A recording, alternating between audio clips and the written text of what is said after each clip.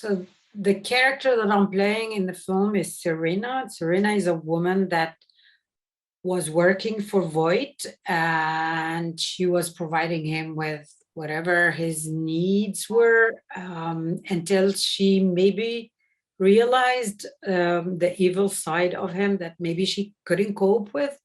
At that time, she turned her back to him.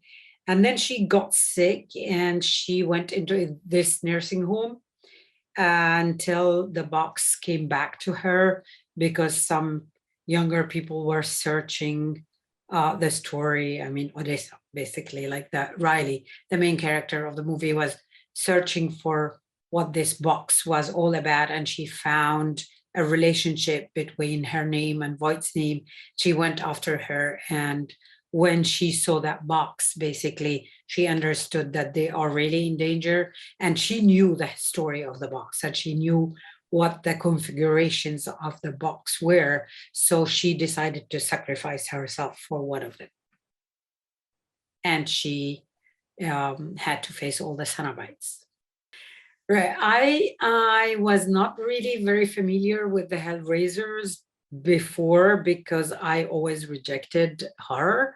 I never wanted to watch it because I was getting sick from it, like sick physically, basically. Like I wouldn't be able to cope really with the fear and like the physicality of it after. And I would stay, like anything that would make me frightened would stay with me for ages after, and it's like would make my life really horrible. Like I wouldn't sleep, I would have nightmares. And so like I decided that, like this is not for me. And that was that, really.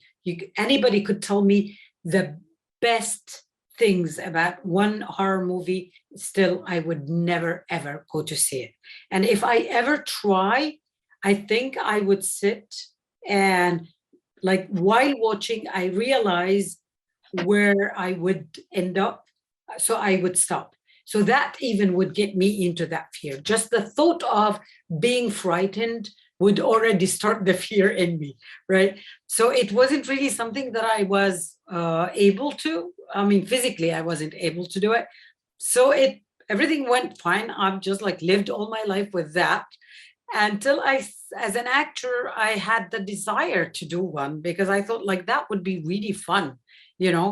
I didn't think it would help me maybe get over it or anything. I just didn't use it as a therapy, process. But I wanted to do it for the fun of doing it. And really, honestly, 1 month after I spoke about it to my representation, so I just got the offer, and it was so much fun, because when I read it, it felt like, wow, what a great idea. But I remember talking to David, and I told him, I never watched anything before. I don't think I will watch anything. And I don't think even I'll watch our movie. I'll do it, but I don't think I'll watch it. I was there, really. I just couldn't help it. So like I did the movie, but I got so excited about the work and the process of it that I just decided to watch it, because I almost had all the, like all the elements were still in my mind. So like, I know that it was fabricated, for that. So for me, it was easier to watch something I've been part of the doing of it. That was really great. I mean, one of the most enjoyable processes of work I had was working with David.